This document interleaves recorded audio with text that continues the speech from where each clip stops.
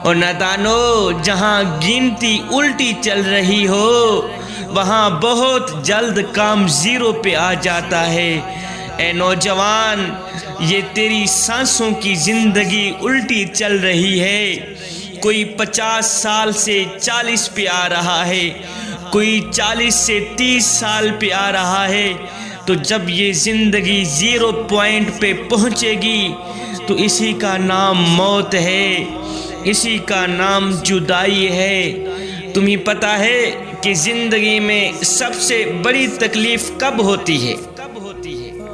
زندگی میں سب سے بڑی تکلیف کب ہوتی ہے؟ جی، زندگی میں سب سے بڑی تکلیف تب ہوتی ہے جب کسی کو رخصت کیا جاتا ہے، جب کسی کو الوداع کیا جاتا ہے، جب کسی عزیز کی یا نوجوان بھائی کی، نوجوان بیٹے کی یا بوڑھے باپ کی میت کو کندھوں پہ اٹھا کے قبرستان لے جایا جاتا ہے۔ اس وقت انسان کو سب سے بڑی تکلیف ہوتی ہے۔ اے دوست، ایک یہ جہان ہے، ایک وہ جہان ہے۔ ان دونوں جہانوں کے درمیان فاصلہ ایک سانس کا ہے۔ اگر سانس چلتی رہی تو یہ جہان، اگر سانس رک گئی تو پھر وہ جہان۔ جب یہ سانسیں 0 پوائنٹ پہ پہنچے گی تو اسی کا نام موت ہے میاں، اسی کا نام جدائی ہے۔ تو اپنی اندھیری قبر کو روشن کرنے کی تیاری کریں صاحب۔ آج زندہ انسانوں سے لوگ وفا نہیں کرتے، کل مٹی میں پڑے مردوں کے لیے دعا کون کرے گا؟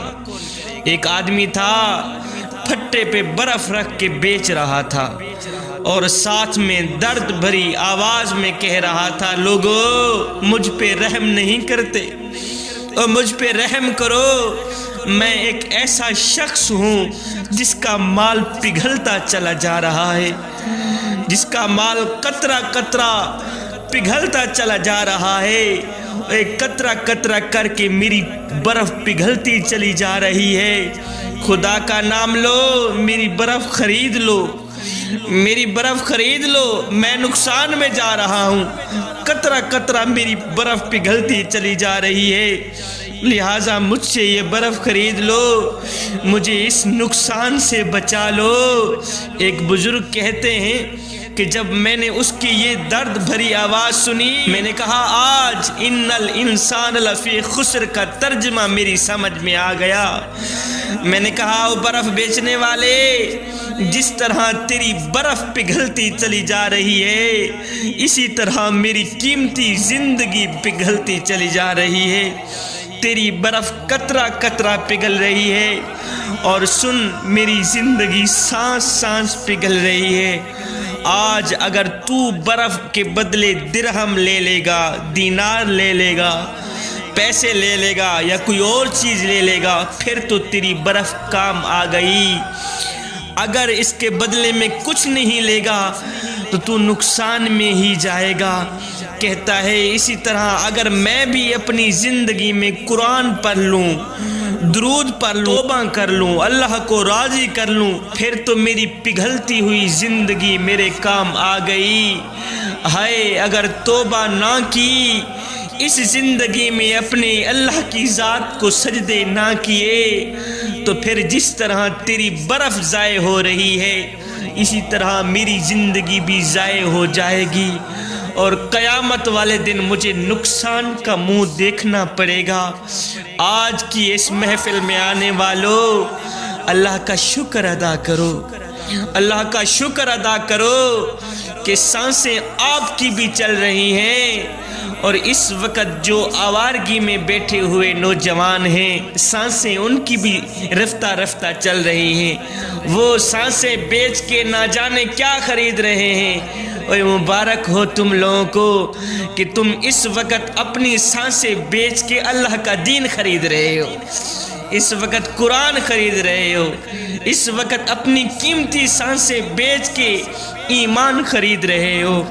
جوانوں، آج ہماری جوانیاں کس رخ پہ چل پڑی،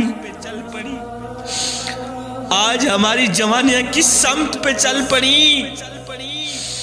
آج ہماری جوانیاں کس سائٹ پہ چل پڑی،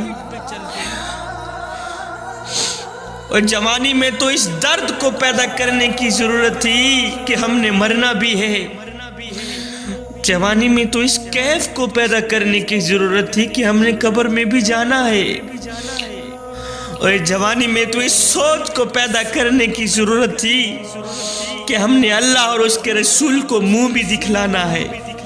اے صبح سے لے کر شام تک اللہ کی نافرمانی کرنے والے نوجوان، یہ زندگی کے حسین لمحے تیرے لیے غنیمت ہے۔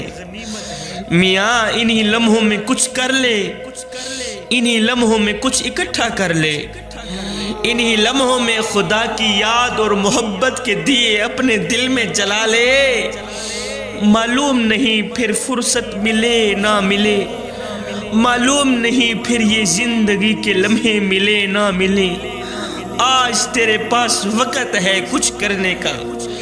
اے نوجوان، آج تیرے پاس وقت ہے توبہ کرنے کا، اللہ کی ذات کو سجدے کرنے کا، اللہ اور اس کے رسول کو راضی کرنے کا، آج تیرے پاس وقت ہے۔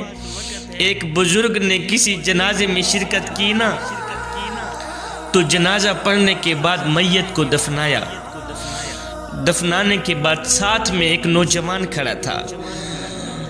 اس بزرگ نے کہا، بیٹے تمہارا کیا خیال ہے، اگر یہ شخص جس کا ہم نے ابھی جنازہ پڑھا ہے، جس کو ہم نے ابھی دفن کیا ہے، اگر یہ شخص دوبارہ دنیا میں پلٹ کر آ بھی جائے تو اب یہ کیا کرنا پسند کرے گا؟ جس کو ہم نے ابھی دفنایا ہے، دفن کیا ہے، جس کے اوپر مٹی ڈالی ہے، اگر یہ شخص دوبارہ دنیا میں پلٹ کر آ بھی جائے تو اب یہ کیا کرنا پسند کرے گا؟ تو اس نوجوان نے کہا، بابا جی اگر یہ شخص دوبارہ دنیا میں پلٹ کر آ بھی جائے تو اب یہ قرآن پڑھنا پسند کرے گا، اب یہ توبہ کرنا پسند کرے گا، اب یہ اللہ اور اس کے رسول کو راضی کرنا پسند کرے گا۔ بابا جی تڑپ کر کہنے لگے، بیٹے مرنے والا تو یہ کام نہیں کر سکا، تم ضرور کر لینا۔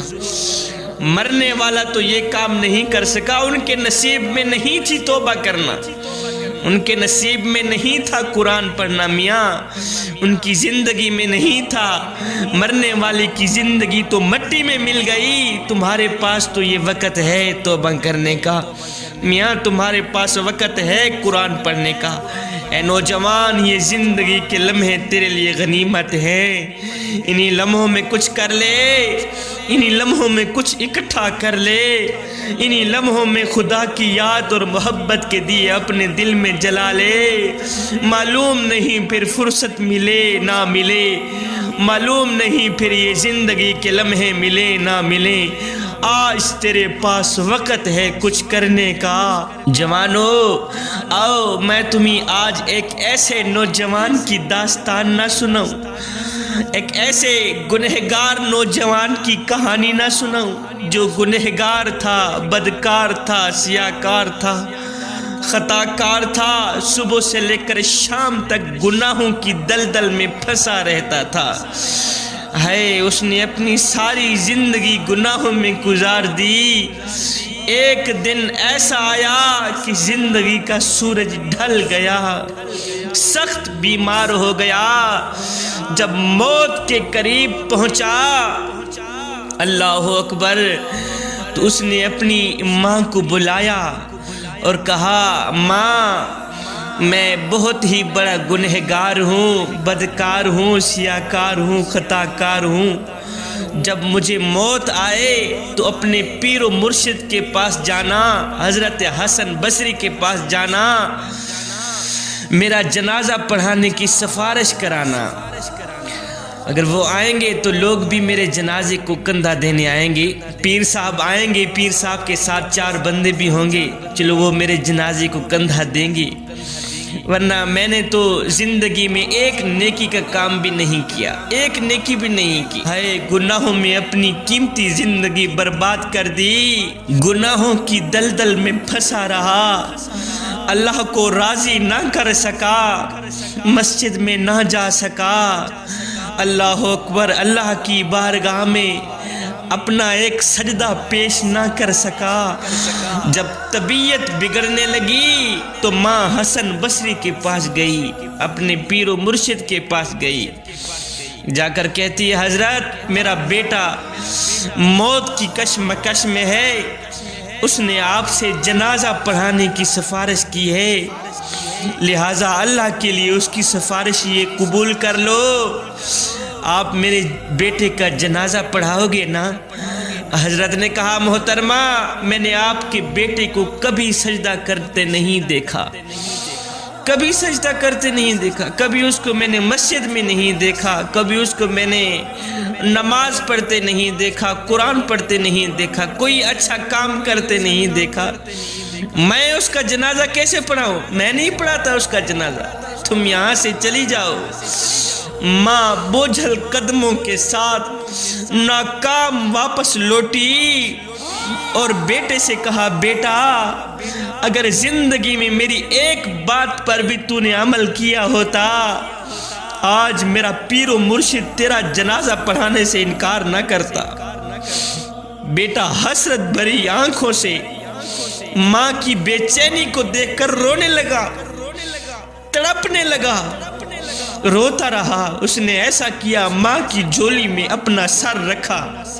اس نوجوان بیٹے نے اپنی ماں کی گود میں اپنا سر رکھا، بولا ماں جب مجھے موت آئے تو میرے پاؤں کو رسی سے باندھ کر سارے شہر میں گھسیٹنا اور یہ آواز لگانا، لوگو جو اللہ کی نافرمانی کرتا ہے اس کا یہی حشر ہوتا ہے۔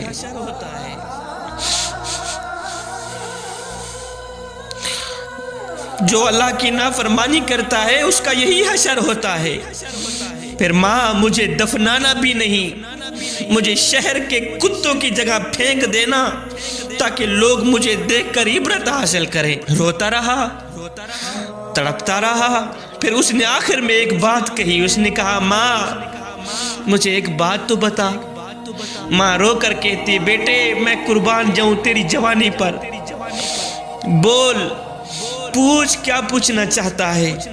اس نوجوان نے کہا ماں مجھے ایک بات تو بتا، اگر میرا اللہ ایک لمحے کے لیے تجھے مہلت دے دے، اے گنہگار نوجوان کی ماں میں تجھے ایک لمحے کے لیے مہلت دیتا ہوں، مہلت یہ دیتا ہوں اگر تو چاہے اپنے بیٹے کو جنت میں ڈال دے، اگر تو چاہے اپنے بیٹے کو جہنم میں ڈال دے، بتا تو صحیح ہے ماں تو مجھے جنت میں ڈالے گی یا جہنم میں ڈالے گی؟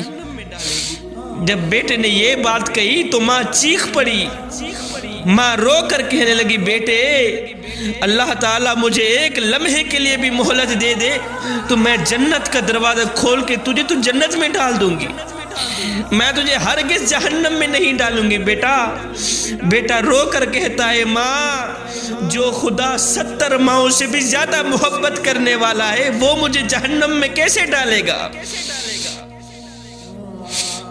بس یہی کہتے ہوئے اس کی روح پرواز کر گئی، روح جسم سے نکل گئی۔ وفات کے چند لمحوں بعد دروازے پر کسی نے دستک دی۔ ماں نے روتے ہوئے دروازہ کھولا، کیا دیکھتی ہے کہ حضرت حسن بصری پیر و مرشد دروازے کے سامنے کھڑے ہیں۔ بولی حضرت میرا بیٹا فوت ہوا، تجھے کیسے پتہ چلا کہ میرا بیٹا فوت ہو گیا ہے؟ حضرت کہنے لگے مائی جب تو میرے پاس گئی تھی جنازے کی سفارش کرانے کے لیے اور جب تو واپس لوٹی تھی تو میری آنکھ لگ گئی، نیند آئی، خواب میں کسی کہنے والے نے کہا او حسن بصری تو نے ایک اللہ کے دوست کا جنازہ پڑھنے سے انکار کر دیا، تو نے انکار کیوں کیا؟ تجھے پتہ نہیں ہے وہ اللہ کا دوست ہے، وہ تو اللہ کے دوست کا جنازہ تھا، تو نے انکار کیوں کیا؟ جا کے اللہ کے دوست کو غسل بھی دے، اس کا جنازہ بھی پڑھا، اس کی تدفین بھی کر۔ جوانو کہنا یہ چاہتا ہوں یہاں ندامت کے 2 آنسو گرے تھے، وہاں بخشش کا فیصلہ ہو گیا تھا۔ یہاں اس نوجوان نے ندامت اور شرمندگی کے 2 آنسو زمین پہ گرائے تھے، وہاں مغفرت کا فیصلہ ہو گیا تھا۔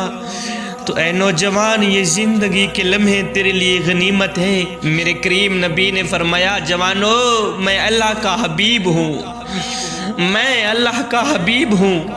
پھر فرمایا، جو جوان جوانی میں توبہ کرتا ہے وہ بھی اللہ کا حبیب بن جاتا ہے۔ جوانو آؤ اللہ کے دوست بن جاؤ۔ جب تم اپنی ساری زندگی مالک کے نام کر دو گے تو پھر وہ ساری کائنات تمہارے نام کر دے گا۔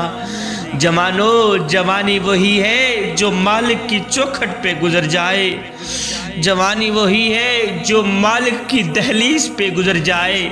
اور مالک کی چوکھٹ سے ہٹ کر گزرنے والی جو زندگی ہے وہ زندگی نہیں ہے، وہ تو قیامت والے دن شرمندگی شرمندگی ہے۔ میرے اللہ نے حضرت موسیٰ علیہ السلام سے فرمایا، موسیٰ جا کے فرعون کو کہہ دو، او نادان، ہم نے تمہیں قیمتی زندگی دی تھی، قیمتی زندگی بخشی تھی، مگر تو نے اپنی ساری زندگی اپنے نفس کی پیروی کرنے میں برباد کر دی۔ ہم نے تمہیں حضرت انسان بنایا تھا، تو کیڑوں سے بھی بدتر نکلا۔ میرے اللہ نے فرمایا، موسیٰ جا کے فرعون کا کہہ دو، چلو 1 سال بھی اگر تو ہماری مرضی پہ چلے تو ہماری تمہارے درمیان صلح ہو جائے گی۔ چلو 1 سال بھی ہماری مرضی پہ نہیں چلتا، نہ چل، 1 مہینہ ہماری مرضی پہ گزار دے، 1 مہینہ نہیں 1 دن ہی صحیح۔ اگر یہ بھی نہیں ہو سکتا تو 1 سانس میں کہہ دے لا الہ الا اللہ، 1 سانس میں کہہ دے ہماری تمہاری صلح ہو جائے گی۔ اے نوجوان، میرا اللہ فرماتا ہے، اور میرے دروازے پہ اگر فرعون آ جاتا، میری چوکھٹ پر اگر فرعون آ جاتا، میں تو اس کو بھی بخشنے کے لیے تیار تھا۔ اے بندے، تو ویسا ہی میرا اپنا ہے، تیرا میرا تو ذاتی تعلق ہے، اس لیے کہ تو میرے حبیب کا امتی ہے۔ اے بندے، ایک بار تو اس کی چوکھٹ پہ آ کر تو دیکھ، ایک بار اپنا دامن پھیلا کر تو دیکھ۔ میرا اللہ فرماتا ہے، بندے بخشش کی انتہا نہ کر دوں، مجھے رب العالمین بھی نہ کہنا، بخشش کی حد نہ کر دوں، مجھے رب العالمین بھی نہ کہنا۔ خاشیت الہی میں آ کر ایک بار پکی توبہ کر لے، اپنے گناہوں سے 1 آنسو بہا لے، میرا تم سے وعدہ ہو گیا، تیری آنکھوں سے نکلا 1 آنسو زمین پہ بعد میں جائے گا، میں تیری بخشش پہلے فرما دوں گا۔ بنی اسرائیل میں سے ایک نوجوان تھا، بڑا ہی نافرمان تھا۔ جوانو سنو، دل کے کانوں سے سنو، گنہگار تھا، بدکار تھا، سیاکار تھا، اتنا تھا کہ شہر والوں نے اسے اپنے شہر سے ہی نکال دیا۔ وہ ایک ویرانے میں چلا گیا جہاں اس کو کوئی جاننے والا نہیں تھا، پہچاننے والا نہیں تھا۔ حالات کی تنگی اس پر آ پڑی، کھانے پینے کو کچھ نہ تھا۔ جب کھانے پینے کو کچھ نہ ملا تو اچانک بیمار ہو گیا۔ وقت کے ساتھ ساتھ جب اسے موت کے اثرات نظر آنے لگے تو اس نے اپنے کریم رب کی ذات سے مخاطب ہو کر کہا، میرے کریم رب، ساری عمر تیری نافرمانی میں کٹ گئی، ساری زندگی تیری نافرمانی میں گزر گئی، میں نے آج تک کوئی اچھا کام نہیں کیا مولا، میں گنہگار ہوں، میں بدکار ہوں، میں سیاکار ہوں مولا، میرا آج کوئی سنگی ساتھی نہیں رہا، میرا آج تیرے سوا کوئی سہارا نہیں رہا، آج سب رشتے ناتے ٹوٹ گئے، یہاں تک کہ آج میرے جسم نے بھی میرا ساتھ چھوڑ دیا۔ مولا، دنیا والوں نے اگر مجھے اکیلا چھوڑ دیا ہے تو مجھے کوئی غم نہیں ہے مولا، تو مجھے اکیلا نہ چھوڑ، اور میرے کریم رب تو مجھے اکیلا نہ چھوڑ، اگر تو بھی مجھے اکیلا چھوڑ دے گا تو میں کہاں جاؤں گا مولا، اور میرے رب مجھے بتا تو صحیح، اگر تو نے بھی مجھے اکیلا چھوڑ دیا تیرا بندہ کہاں جائے گا، اور میرے رب مجھے معاف کر دے، میرے کریم رب کرم فرما، مجھے معاف کر دے۔ بس یہی کہتے ہوئے اس کی روح جسم سے نکل گئی۔ جیسے ہی روح جسم سے نکلی، میرے اللہ نے فرمایا موسیٰ کیا کر رہے ہو؟ مولا موسیٰ تو تیری تسبیح بیان کر رہا ہے۔ موسیٰ میرا ایک دوست فلاں جنگل میں مر گیا ہے، جا کے اس کے غسل کا انتظام کرو، جا کے اس کا جنازہ پڑھو، اور ہاں سب کو اعلان بھی کر دینا کہ جو بھی اس شخص کا جنازہ پڑھے گا اس کی بھی بخشش کر دی جائے گی۔ اللہ اکبر، اللہ اکبر۔ موسیٰ میرا ایک دوست تھا، دوست وہ فلاں جنگل میں مر گیا ہے، جا کے اس کو غسل دے، پھر اس کا جنازہ پڑھا، اور ہاں سب کو اعلان بھی کر دینا جو بھی اس شخص کا جنازہ پڑھے گا اس کی بھی بخشش کر دی جائے گی۔ موسیٰ علیہ السلام نے اعلان کروایا تو لوگ بھاگے ہوئے آئے تاکہ ان کی بھی بخشش کر دی جائے، اس نیک شخص کا دیدار نصیب ہو جائے۔ لوگوں نے جب دیکھا کہ یہ تو وہی شخص ہے جسے لوگوں نے شہر سے نکال دیا تھا، یہ تو وہی گنہگار ہے، یہ تو وہی بدکار ہے، سیاکار ہے، اور موسیٰ سے کہنے لگے موسیٰ یہ تو وہی گنہگار بندہ ہے جس کو ہم نے اپنی بستی سے نکال دیا تھا، یہ تو وہی گنہگار ہے، یہ تو وہی بدکار ہے، سیاکار ہے، یہ تو شرابی ہے، یہ تو یہ ہے، یہ تو وہ ہے۔ موسیٰ علیہ السلام نے ہاتھ اٹھائے، عرض کی یا باری تعالی یہ ہماری نظر میں تو ایک گنہگار شخص ہے، بدکار ہے، سیاکار ہے، خطاکار ہے، مجھے اتنا تو بتا دے یہ تیرا دوست کیسے بن گیا، یہ تیرا دوست کیسے بن گیا؟ میرے اللہ نے فرمایا موسیٰ میں نے اسے دیکھا کہ یہ ایک ویرانے میں ذلیل ہو کر، فقیر ہو کر تنہائی میں مر رہا تھا، اور کوئی اس کی پکار سننے والا نہیں تھا، کوئی اس کا رونا دھونا سننے والا نہیں تھا، کوئی اس کو پانی پلانے والا نہیں تھا، کوئی اس کا حال پوچھنے والا نہیں تھا، ہے اپنے چھوڑ گئے، اس کے پرائے چھوڑ گئے۔ موسیٰ اس وقت اگر ہم بھی اپنے بندے کے کام نہ آتے تو ہمارا بندہ کہاں جاتا؟ اللہ۔ موسیٰ جب اس نے پکارا، جب اس نے یہ کہا مولا آج سارے چھوڑ کے چلے گئے، مجھے کوئی غم نہیں، تو مجھے اکیلا نہ چھوڑ، جب اس نے یہ کہا تو ہماری رحمت جوش میں آ گئی۔ اللہ اکبر۔ آج اگر کوئی بھی اس کے جنازے میں شریک ہوگا اسی کی بھی بخشش کر دی جائے گی۔ تو اے نوجوان، جب پریشانی آئے، دکھ تکلیف یا برا وقت آئے تو تکیے پہ رونے سے بہتر ہے سجدوں پہ رو لیا کریں، اس سے اللہ بھی راضی ہو جائے گا، تمہاری پریشانی بھی دور ہو جائے گی۔ آج میری قوم کے نوجوان کو جب تھوڑی سی پریشانی آتی ہے تو نمبردار کے بوہے پہ بیٹھا نظر آتا ہے، چودھری کی چوکھٹ پہ بیٹھا نظر آتا ہے۔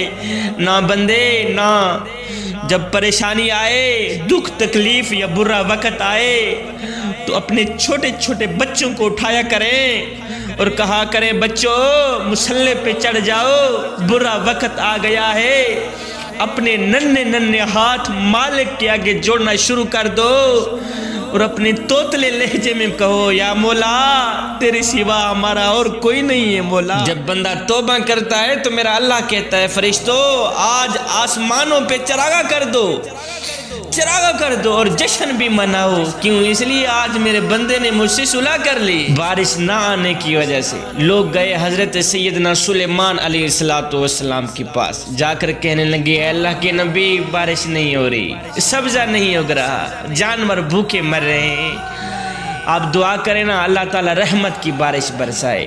سلیمان علیہ السلام نے فرمایا اچھا اس طرح ہے، ایک سائٹ پہ چلتے ہیں، کسی ویرانے میں جاتے ہیں، وہاں جا کر اللہ سے دعا کرتے ہیں، اللہ تعالی رحمت کی بارش برسائے گا۔